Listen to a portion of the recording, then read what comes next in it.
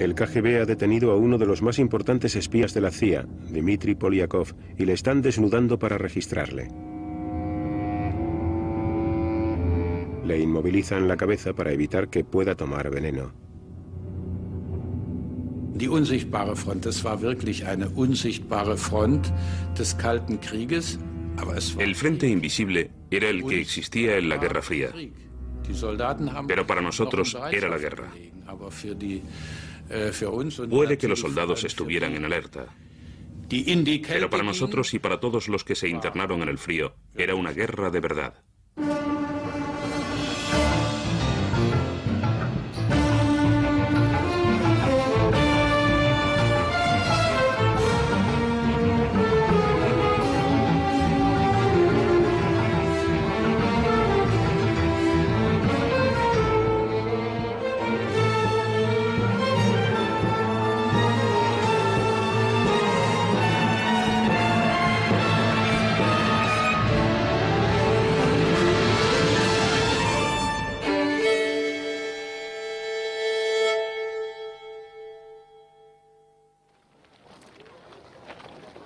...16 de julio de 1945.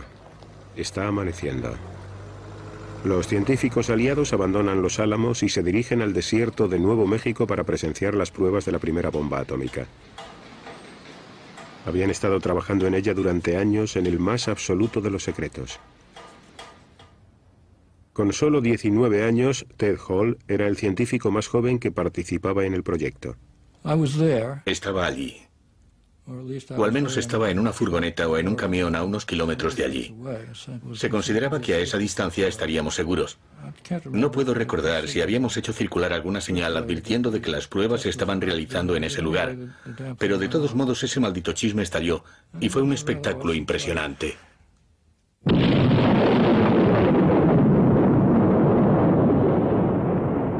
Para Ted Hall, la Guerra Fría había comenzado un año antes. Decidí revelar secretos atómicos a los rusos, porque, en mi opinión, era importante que no existiera un monopolio y que de este modo ninguna nación pudiera convertirse en una amenaza para el mundo, igual que sucedió con la Alemania nazi. Y todo parecía indicar que solo existía una solución al problema. Lo correcto era actuar para romper el monopolio estadounidense. Había más personas que opinaban como él. El KGB tenía algunas fuentes dentro de Los Álamos que no se conocían las unas a las otras. El científico Klaus Fuchs y Ted Hall pasaron detalles sobre cómo detonar armas nucleares por implosión, un principio tan nuevo para la ciencia soviética que ni siquiera tenía un equivalente en el idioma ruso.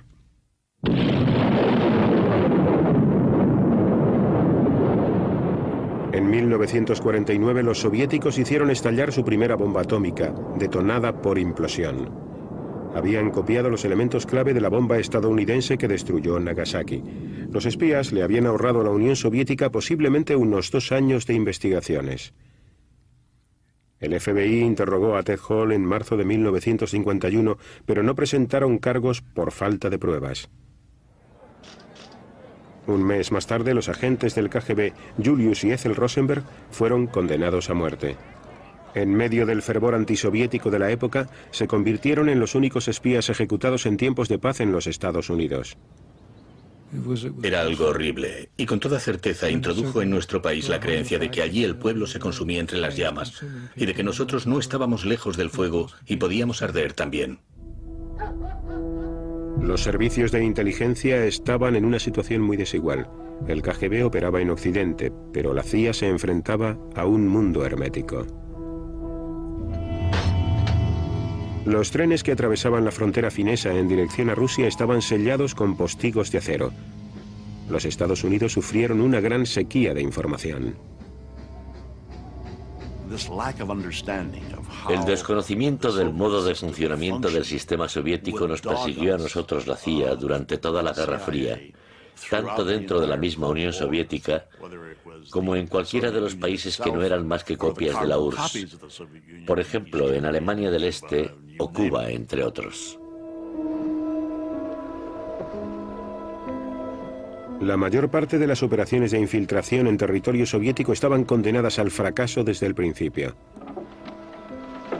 Los espías del KGB, como el oficial de inteligencia británico Kim Philby, traicionaban a los agentes occidentales. Philby saltó a la opinión pública por su asociación con sus compañeros y agentes dobles Guy Burgess y Donald McLean. Philby, on the right, holds a press conference to deny charges that he was involved in the disappearance of Burgess and McLean. Well, if there was a third man, were you in fact the third man? No, I was not. You think there was one? No comment. Well, Mr. Philby, the disappearance of Burgess and McLean is almost as much of a mystery today as it was when they went away about 4 years ago or more. Can you shed any light on it at all? No, I can't.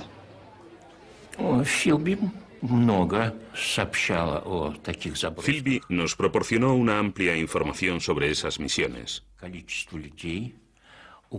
Nos desveló el número de personas.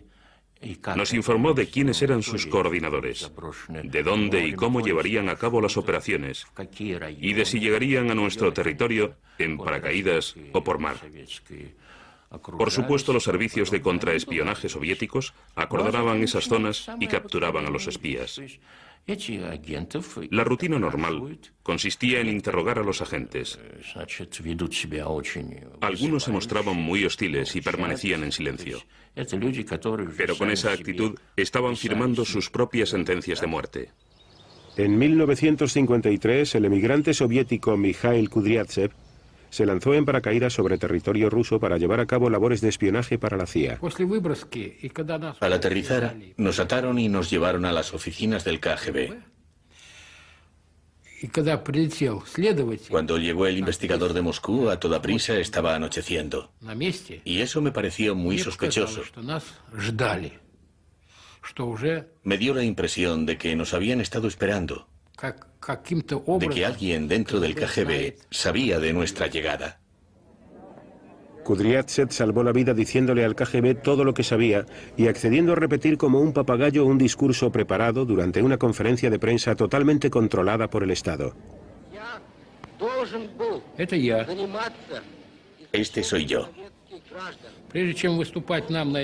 Antes de hablar en esa conferencia nos trajeron un discurso preparado y nos dieron 2 días para aprendérnoslo de memoria.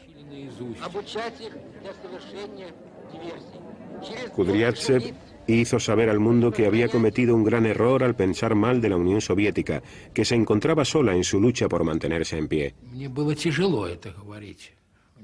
Para mí fue muy duro tener que decir esas palabras. Muy duro. Pero tuve que hacerlo para que no me llevaran de vuelta a Lubianka. Comenzábamos a creer que ese servicio contaba con una cobertura inmensa y que lo sabían todo sobre nosotros. Ni siquiera un gorrión podía caer sobre territorio ruso sin que el KGB lo averiguara. Y es que en lo que se refiere a nuestras experiencias individuales, sabemos, o sabíamos, que personas como Kim Philby habían desvelado las operaciones que planeábamos. El KGB exhibió toda una selección del equipamiento que le había sido incautado a la CIA. Occidente había vivido un fracaso en el extranjero y la traición en su propia casa.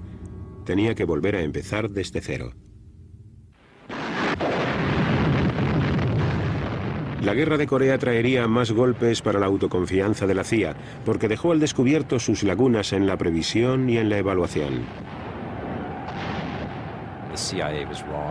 La CIA se equivocaba sobre el comienzo de la guerra. Se equivocaban sobre la implantación y la intervención de China en el conflicto.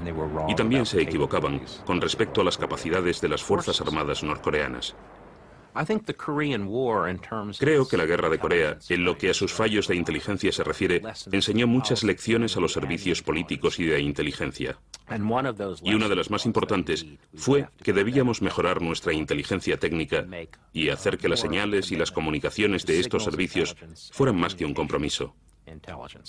Y con esto contaríamos con muchos recursos que, unidos a la Agencia de Seguridad Nacional y todos agrupados bajo el control del Pentágono, nos permitirían desarrollar una capacidad para interceptar mensajes en cualquier parte del mundo, lo que pondría a nuestra disposición una información extremadamente vital para los agentes de los servicios de inteligencia.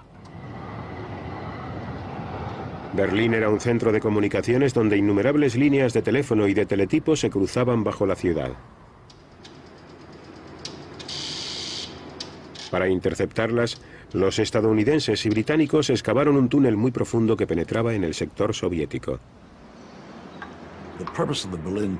El propósito del túnel de Berlín era intervenir las líneas de comunicaciones de las fuerzas soviéticas en Alemania del Este y en Polonia y sus conexiones con Moscú, para proporcionar a nuestros agentes información sobre sus contingentes y para estar prevenidos de antemano ante cualquier movimiento. Las líneas desde los micrófonos también quedarían dentro del túnel y en primer lugar las amplificamos para luego poder sacarlas a la zona de almacenes, donde cientos y cientos de aparatos registraban día y noche cada sonido que emitían esos chismes.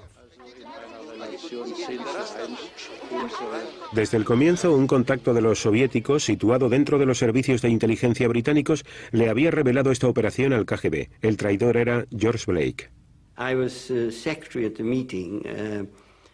Yo era el secretario de la reunión en la que se planeó el túnel. De manera que pude dibujar un simple esbozo que mostraba cuál iba a ser su trazado y qué cables pretendía intervenir. Blake había servido como oficial de inteligencia británico en Seúl. Capturado por los norcoreanos, fue testigo de cómo los occidentales bombardeaban a la población civil.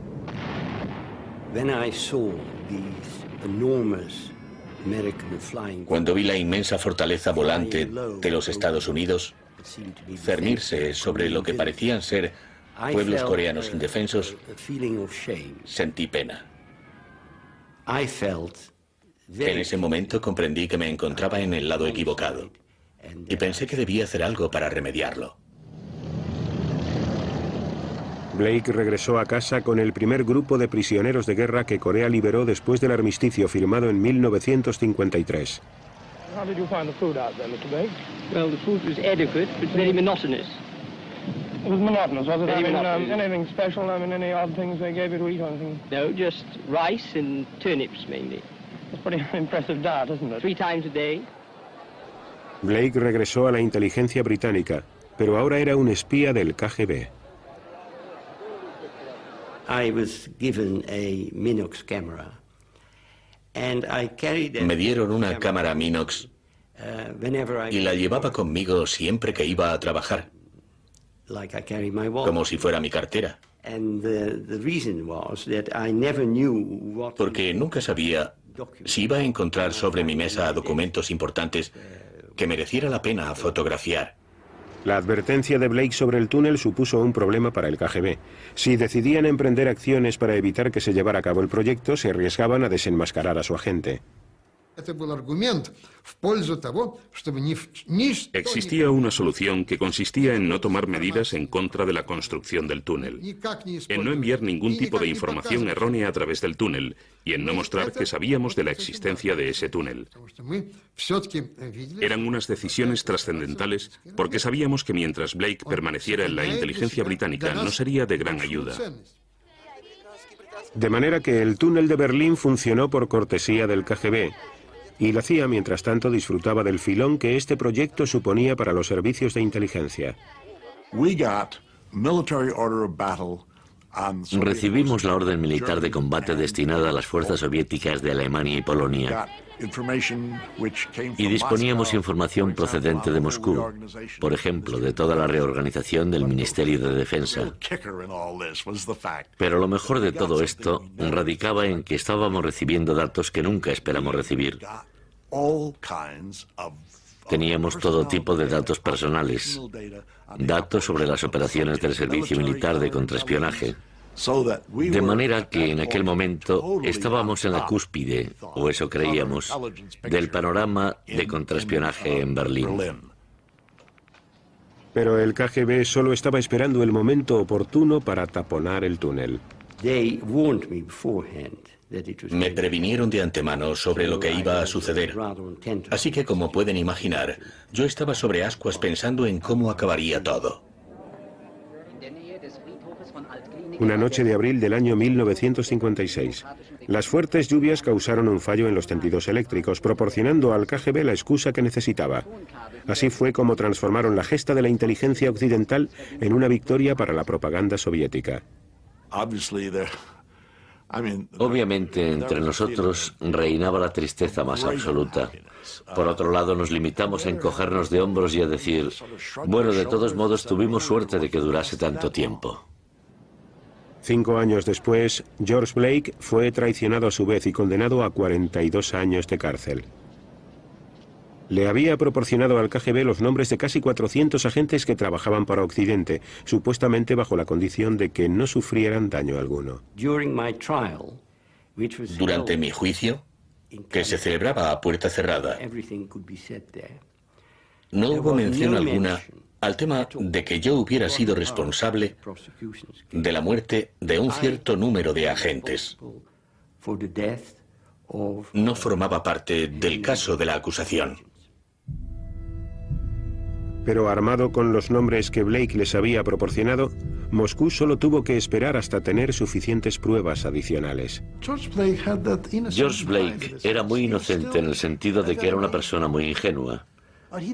No quería saber que todas esas personas a las que traicionaba estaban siendo ejecutadas.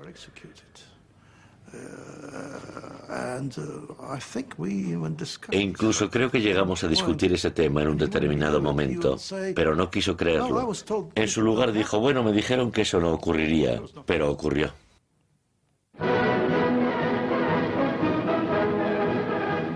A medida que a partir de los años 50 la Guerra Fría se iba intensificando, la presión que tenía que soportar la CIA también era cada vez mayor. Occidente trataba desesperadamente de conseguir información sobre el tamaño y la potencia de los ejércitos soviéticos, que había podido observar de reojo y fotografiar en espectáculos aéreos celebrados en Moscú o en desfiles con motivo del Día de la Liberación. Pero era la flota de misiles la mayor preocupación de la CIA y también sobre la que poseían menos información. No muchas personas de los servicios de inteligencia estaban al corriente de los despliegues de misiles en la Unión Soviética. Había pocos servicios de comunicación que plantearan la posibilidad de que esta fábrica o aquella ciudad pudieran estar involucradas en este tipo de actividades debido a su comunicación con emplazamientos conocidos de misiles. Pero lo que más echábamos en falta era alguna evidencia firme y consistente de que realmente estaban desplegando su arsenal. Desde 1956, la superioridad técnica de los estadounidenses comenzó a proporcionarles respuestas. Los aviones de reconocimiento de la CIA, los U-2, sobrevolaron Rusia para fotografiar las bases soviéticas, pero en 4 años de búsqueda no encontraron ninguna zona operacional de lanzamiento de misiles balísticos intercontinentales.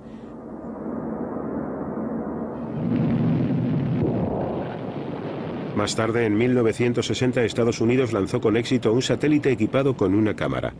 Después de 17 órbitas, la cápsula con la película fue catapultada al espacio, capturada en el aire y devuelta a tierra para su análisis. Un vuelo posterior confirmó la existencia de un área de lanzamiento de misiles balísticos intercontinentales soviéticos. El resto de las piezas del puzzle las aportó el que quizás haya sido el espía más grande de toda la Guerra Fría. Esta es una fotografía de Oleg Penkovsky, coronel del Ejército Rojo, con todas las medallas que ganó durante la Segunda Guerra Mundial. Era un soldado muy guapo y un gran patriota estadounidense. Esta fotografía fue tomada en el Hotel de Londres en 1961 tras una de nuestras reuniones. Oleg Penkovsky, a la izquierda, y yo a la derecha, estamos disfrutando de un vasito de vino.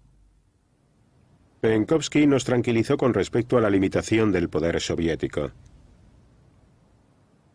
Mientras tanto seguían siendo una terrible amenaza, y de eso no cabe la menor duda. Eran absolutamente poderosos militarmente hablando, pero no tanto como habían calculado nuestros expertos, y Oleg nos ayudó a situarlos en el nivel que realmente les correspondía. No medían 3 metros, eran más o menos de mi tamaño, 1,85 m. Penkovsky reveló la carencia soviética de cabezas nucleares y sus problemas con los sistemas de teledirección. Actuaba motivado por el resentimiento que sintió cuando su carrera en la inteligencia militar se estancó, pero también porque temía que la osadía de Khrushchev llevara al mundo al desastre. Khrushchev le dijo a Kennedy, «Yo quiero la paz, pero si tú quieres la guerra, ese es tu problema». Sin embargo, Penkovsky informó a la CIA de que Khrushchev se estaba marcando un farol. Kennedy debería permanecer firme, dijo. Khrushchev no va a lanzar ninguno de sus misiles, no está preparado para una guerra. Quien sea capaz de leer los pensamientos de todos los Khrushchevs del mundo, tendrá un arma que ninguna cantidad de información técnica podría darle. Y eso es lo que Penkovsky podía proporcionarnos. La información de Penkovsky fue decisiva para los Estados Unidos durante la crisis de los misiles cubanos, que tuvo lugar en 1962. Las fotografías realizadas desde los U-2 revelaban la presencia en Cuba de misiles soviéticos. Sin embargo, Penkovsky ya había transferido a los Estados Unidos los manuales de operaciones. Con el mundo más cerca de un conflicto nuclear que en toda la Guerra Fría, los expertos de los servicios de inteligencia fueron llamados a la Casa Blanca para informar al presidente Kennedy. Lo primero que el presidente nos preguntó fue, ¿cuánto tiempo tenemos antes de que lancen esos misiles? Y Art Landau dijo, bueno, el señor Graybill es el experto en misiles, de manera que se volvió hacia mí. Yo seguía en pie detrás del presidente McNamara y Rusk, y durante los siguientes 5 o 10 minutos me bombardearon con sus preguntas. Para responder a la del presidente, ¿cuánto pueden tardar en lanzar esos misiles? Confié en la combinación de las fuerzas de los servicios de inteligencia, pero sobre todo en la información de Penkovsky, que nos había contado cómo operaban sobre el terreno los citados misiles. Al parecer, gracias a los consejos de la CIA, el presidente dispuso de 3 preciosos días para respirar tranquilo. Irónicamente, el mismo Penkovsky estaba en esos momentos sometido a la vigilancia del KGB. La última vez que Joe Bullick le vio fue en París. Nunca pensé que estuviera en peligro, de lo contrario hubiera insistido en que se quedase. De hecho, si hubiera sido necesario, le hubiera obligado o incluso secuestrado para que no se fuera, pero realmente nunca sentí que esa fuera nuestra última reunión en París. Nunca creí que estuviera en peligro.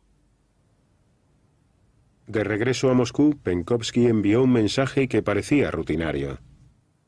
Penkovsky nos dio una señal de que estaban preparando un lanzamiento mortífero, y entonces enviamos a Dick Jacobs para que se ocupara del asunto. Le detuvieron y a los pocos segundos el caso estaba cerrado. Estaba muerto, y Penkovsky estaba en manos del KGB. Eso es todo. Расскажите о начале вашей преступной деятельности. В ноябре 1960 года я решил войти в контакт с американской разведкой, для чего я подготовил письмо, в котором высказал эту свою просьбу и желание начать со мной работу. El principal interrogador del KGB era Alexander Zakboktin. No le interrogamos en una sola ocasión, ni 10 ni 20, sino que debieron ser unas 100.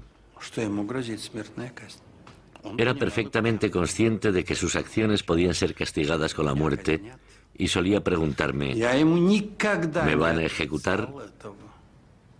Nunca le dije que no fuesen a ejecutarlo, y le repetía una cosa. Solo si confiesas todo lo que sabes y realmente te arrepientes, solo en ese caso puedes esperar clemencia.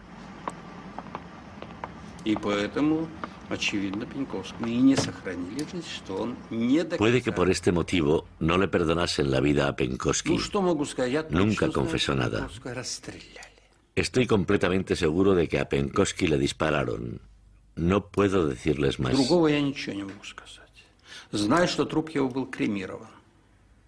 Sé que su cuerpo fue incinerado. Y no sé nada más, y tampoco me interesa. Pero no todos los espías acabaron haciéndose famosos. Estas son las películas caseras de Galina y Mikhail Fedorov, oficiales del KGB que operaron absolutamente en secreto durante 20 años.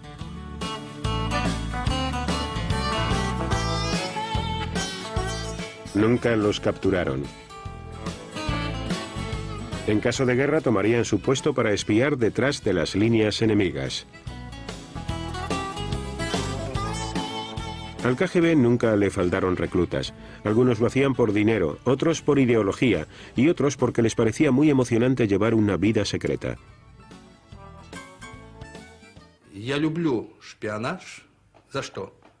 Adoro el espionaje. ¿Por qué? Porque se puede palpar la aventura, el riesgo y la incertidumbre. Porque cuando sales a reunirte con un agente, nunca sabes si te van a detener. Le da una nota de color a la vida.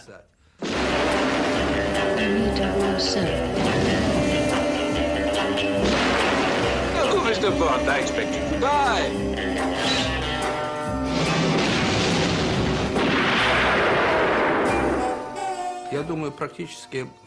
La obsesión por los espías en Londres comenzó aproximadamente por la época en la que llegué a la ciudad. En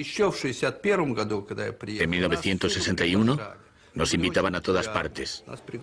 Éramos muy populares. Nos invitaban a fiestas privadas y su actitud con respecto a nosotros era muy buena. Pero a medida que avanzaban los años 60, llegaron los grandes desastres como el de Blake y otros espías del KGB. Luego se produjo el escándalo Profumo con la prostituta Christine Keeler. Este suceso conmocionó en cierto grado a Gran Bretaña. Después, cuando llegaba a algún lugar, la gente me preguntaba, ¿es usted un espía? A lo que yo respondía, por supuesto que soy un espía. Los gobiernos occidentales estaban cansando de que hubiera tantos agentes del KGB en su zona.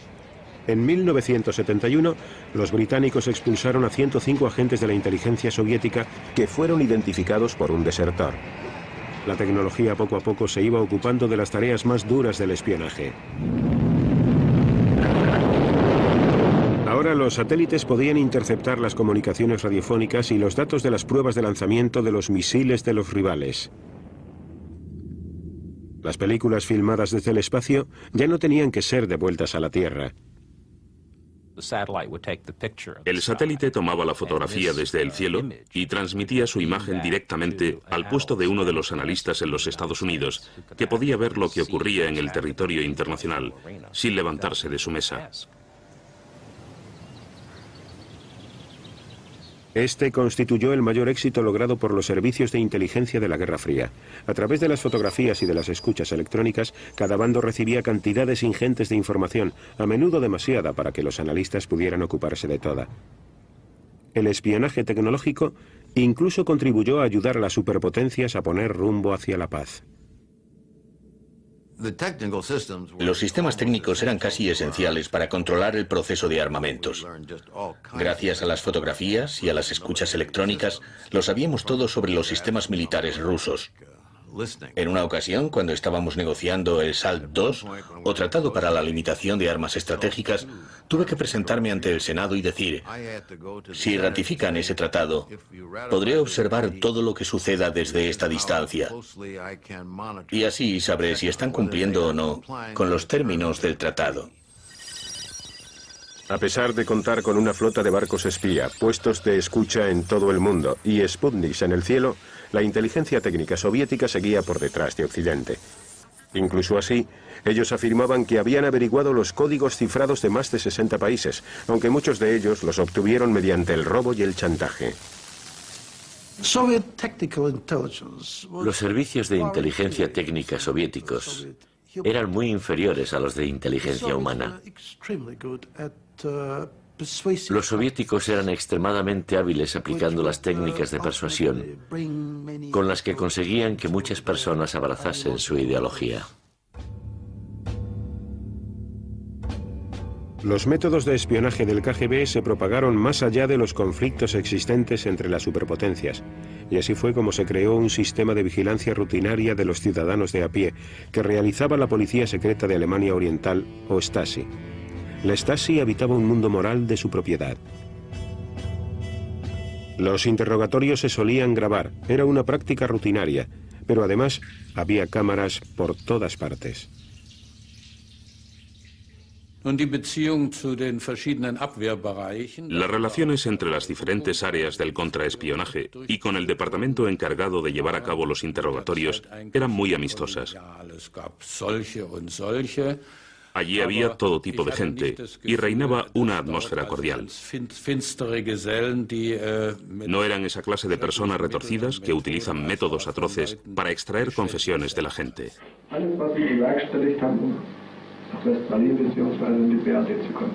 Nichts, was habe ich denn bewerkstelligt? Ich habe nichts unternommen. Das ist doch gar nicht wahr. Was habe ich denn unternommen? Fragen Sie mich doch, ich erzähle Ihnen. Ich habe nichts unternommen. Natürlich. Ich habe nichts, gar nichts. Also es gab schon sehr Schlimmes. Bueno, ocurrieron cosas terribles. Hubo muchos casos de injusticia, especialmente en los últimos años. Y eso me preocupaba mucho. Se tomaron represalias contra muchas personas solo por el hecho de tener diferentes ideas políticas y también contra quienes querían una forma mejor de socialismo. Vera Bollenberger se unió al Movimiento por la Paz de Alemania del Este en 1981, animada por su esposo Knud. El motivo personal que me impulsó a oponerme a la política del Estado fue la decisión que se tomó a principios de los 80 de colocar misiles en la RDA y de introducir la instrucción militar en las escuelas. La Stasi acosaba continuamente a Vera y a su familia. Incluso llegaron a robar en su casa y se aseguraron de que perdiera su trabajo como profesora. Su marido permaneció a su lado hasta el final. En 1988, Vera fue detenida cuando se dirigía a una manifestación. Su delito, llevar un estandarte con las palabras de Rosa Luxemburgo escritas en él. La libertad es la que posee nuestro rival. La sometieron a un interrogatorio y la encarcelaron. En 1991, cuando la RDA se vino abajo, Vera pudo acceder a su archivo de la Stasi y al verlo se enteró de que el principal informador en su contra había sido su propio marido. Realmente no puedo expresar cómo me sentí. Era una situación muy extrema, como si hubiera estado muerta durante un momento y luego hubiera vuelto a la vida. Lo más sorprendente de todo era que los informes que había escrito parecían hacer referencia a una extraña y no a su esposa. Para él, yo era un enemigo del Estado e hizo todo lo que estaba en su mano para combatirme, a mí, su enemigo. Otros enemigos del Estado recibían un trato cada vez más duro. En 1978, los servicios de inteligencia búlgaros pidieron ayuda al KGB para acabar con la vida del refugiado político y conocida figura de los medios de comunicación, el escritor Georgi Markov. Un desconocido asesinó a Markov en una parada de autobús en Londres, clavándole accidentalmente la punta de un paraguas. Los búlgaros pudieron escoger entre un amplio abanico de armas, pero finalmente se decantaron por el paraguas para poder camuflar el pequeño perdigón envenenado que le iban a disparar. Se suponía que nadie lo descubría porque el perdigón debía disolverse en el cuerpo en 24 horas, si no recuerdo mal. Yo no estaba involucrado en ninguna de las ejecuciones, pero estaba al corriente de todas. Y siempre digo que saber algo no es un delito, ¿no es cierto? ¿Acaso se suponía que tenía que haber ido corriendo a los Estados Unidos o a Gran Bretaña para anunciarlo públicamente? Hubiera sido mi perdición. Los grandes espías siempre tenían la tentación de ganarse el favor de los dirigentes, bien con una acción encubierta o simplemente presentando un informe rutinario algo tendencioso.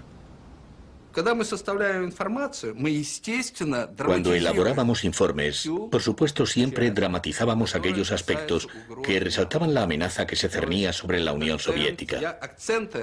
Haciendo hincapié en las cosas adecuadas, me aseguraba de que mi informe llegara directamente a lo más alto, al Politburó.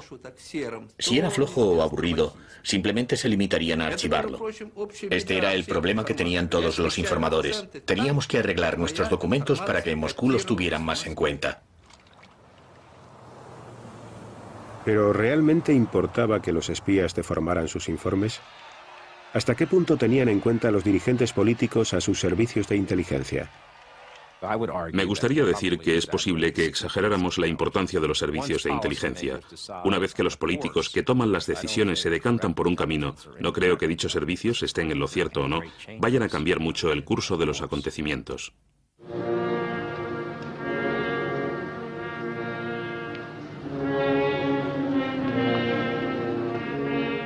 Noviembre de 1988. Kim Philby es enterrado con todos los honores en un cementerio de Moscú. Primero, hacía ya casi 50 años, había traicionado a Gran Bretaña pasando secretos al KGB. Pero nunca se llegaba a depositar plena confianza en los conversos. Al final, el KGB le abría el correo y tenía su teléfono pinchado. Parecía que la era de este espía había terminado. De hecho, durante los 80 la CIA había situado a sus agentes cuidadosamente dentro de los servicios de inteligencia y los círculos de defensa soviéticos.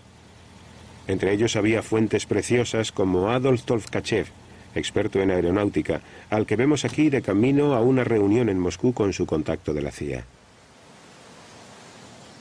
De repente, el KGB aparece para detener al más importante de los espías soviéticos de la CIA.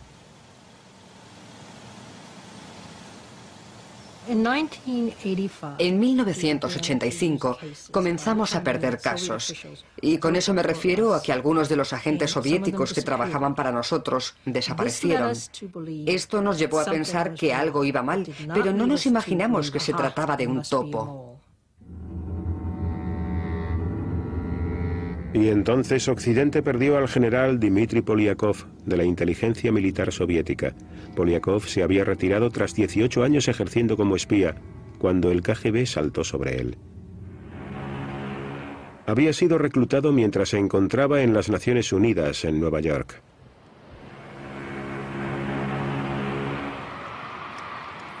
Polyakov regresó a Europa en 1962 en el Queen Elizabeth. El fotógrafo del barco tomó esta imagen durante la cena del capitán. Sentado tan solo unas mesas más allá se encontraba el hombre del FBI que le había introducido en esto, John Maybe. Dijo, no estoy nada satisfecho con el cariz que están tomando las cosas en la Unión Soviética. El gobierno no se preocupa por el pueblo. Han iniciado una guerra con los Estados Unidos que no tienen ninguna posibilidad de ganar y los únicos que sufrirán las consecuencias de todo esto serán los ciudadanos rusos. Nos reunimos en el Queen Elizabeth todos los días que el barco pasó en el mar, incluso 2 veces al día. Revisamos literalmente miles de fotografías de soviéticos que habían pasado por los Estados Unidos o que se habían establecido por todo el mundo. Y él identificó un cierto número de esas imágenes con nombres y apellidos. Polyakov era nuestra joya de la corona y trabajó para nosotros durante muchos años. Llegó a tener una categoría tal que en lugar de observar una organización a través de los ojos de nuestras fuentes, nosotros la mirábamos de abajo arriba con Polyakov. Y al final podíamos hacernos una idea de cómo era, en todos sus aspectos, la organización del GRU, la del KGB, el Ministerio Soviético de Asuntos Exteriores y el aparato del Partido Comunista. En 1991 Sandy Grimes se unió al equipo que investigaba las desapariciones de agentes de la CIA. Al mando se encontraba Jean-Bert Feil, que ahora sí sospechaba que en sus filas había un infiltrado del KGB. Llevar a buen fin un caso de contraespionaje en el que se pretende encontrar a un topo siempre resulta una tarea muy larga y difícil. Cuando por fin completamos una lista de las personas que podrían haberlo hecho, nos quedamos con 198 nombres. La caza del infiltrado duró 3 años y les llevó hasta un agente que trabajaba para los servicios de contraespionaje de la CIA, Aldrich Rick Ames. En 1993 el FBI le filmó en secreto en Bogotá. Yo no dejaba de moverme de un lado a otro preguntándome qué podía haberle pasado a mi contacto del KGB que tenía que estar allí desde hacía 1 hora. Yo estaba preocupado y con razón, pero no vi la vigilancia. Y supongo que al FBI debió resultarle muy frustrante porque tenían un miedo atroz de que yo viera que me estaban vigilando, de manera que tenían que permanecer bastante alejados. El resultado fue que nunca me vieron hacer nada, no tenían pruebas de que yo estuviera realizando ningún tipo de actividad operacional. El FBI comenzó a vigilar la casa de Ames e intervino sus teléfonos. La gran oportunidad se presentó cuando la CIA pudo analizar sus extractos bancarios.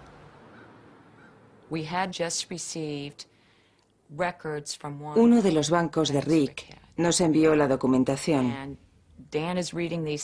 Dan estaba leyendo los datos y yo entré en el ordenador y de repente, oh Dios, fue increíble. Habíamos recibido informes de que el 17 de mayo Rick había comido con su contacto soviético Chubakin. El 18 de mayo había un ingreso en su cuenta corriente de $9.000. El 21 de febrero de 1994, después de haber llevado una vida extremadamente lujosa, Ames fue detenido acusado de ser un espía junto a su esposa Rosario. Sorpresa, depresión, admites inmediatamente que se ha acabado y toda la vida pasa ante tus ojos.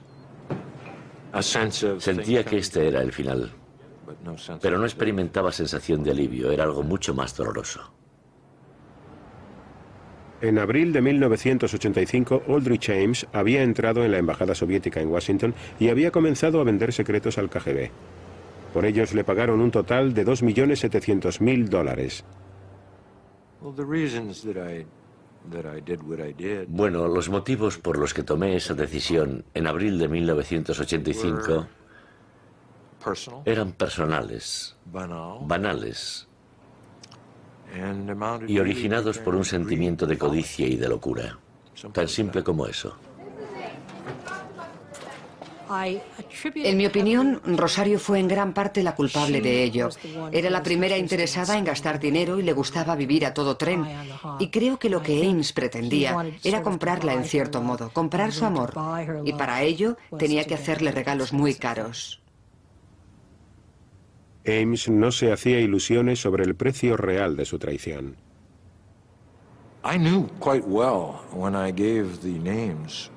Cuando di los nombres de nuestros agentes en la Unión Soviética,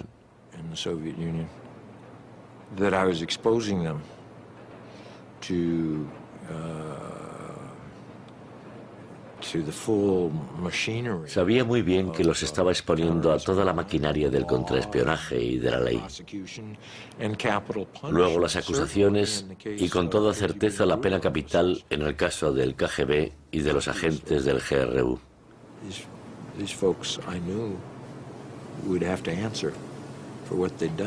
Evidentemente, yo sabía que esos chicos tendrían que responder por sus actos.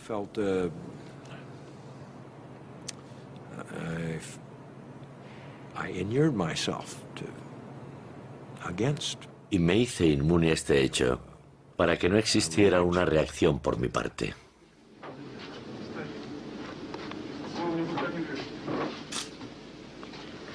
Dmitry Polyakov fue uno de los 25 agentes a los que Ames traicionó. De ellos, 10 fueron ejecutados y uno se suicidó. El servicio secreto británico solo pudo poner a salvo a uno de ellos sacándolo a escondidas del país. El KGB me detuvo en mayo de 1985 y me sometió a arresto domiciliario, pero me las arreglé para escapar sano y salvo. Tuve suerte.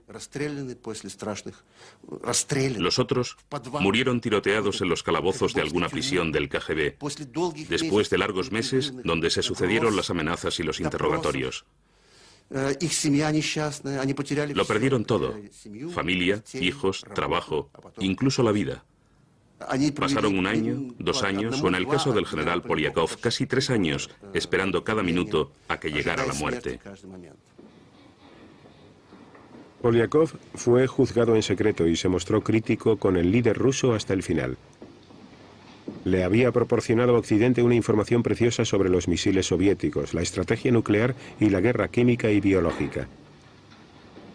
Sin embargo, fueron muchos los espías que sacrificaron su libertad o su vida en ciclos destructivos de continuas represalias. Los hombres como Polyakov revelaron nombres, revelaron secretos, y yo hice lo mismo por razones que a mí me parecían suficientes.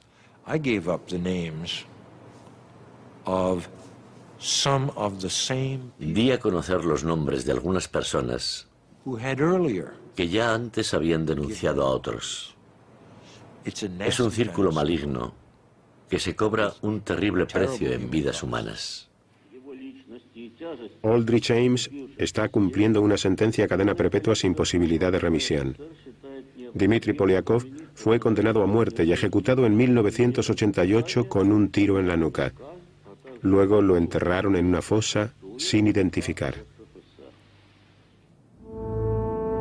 Durante medio siglo, los espías se habían mirado con detenimiento los unos a los otros a través de una bruma de ignorancia y desconfianza. Y las valoraciones que efectuaban sobre sus oponentes resultaban verdaderamente acertadas. Pero pocos eran capaces de responder a esta dura pregunta. ¿Acaso pretende el enemigo combatirnos? A pesar de los inmensos recursos de la CIA y del KGB, la respuesta sigue oculta no en la foto de un satélite ni en el informe de un agente, sino en la mente de sus rivales.